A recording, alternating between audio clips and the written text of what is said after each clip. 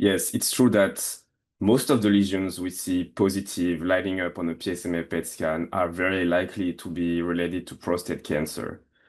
Now, like with any other tests, there can be a risk of false positive. So depending on the pre-test likelihood of having prostate cancer metastasis or not, of course, there will be also some room for interpretation here. It's not the same to analyze a patient with Gleason 6, untreated low-grade disease versus heavily metastasis, already known advanced metastatic castration-resistant prostate cancer patient. You will not look at the lesions the same way. Now, the main lesions that I have seen in the field that can create issues, problems that are being equivocal are mostly in the bone and mostly in the ribs, sometimes in the pelvis.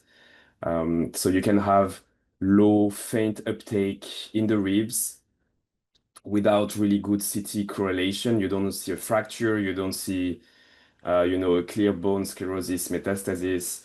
So it can be anything. It can be an early detection of metastasis at the beginning before it creates the sclerosis, or it can be just a bone trauma without really a fracture, but lighting up on a PSMA PET scan. You cannot really make the difference on the CT. Of course, if you see something that evokes fibrous dysplasia or other benign processes, then you have your answer.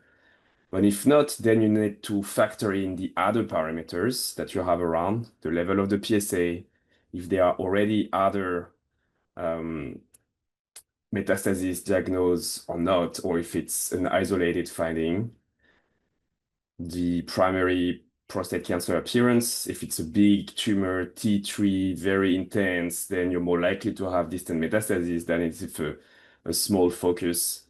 Um, the other treatments that patient has been receiving. It's not the same to look at a patient under ADT or not.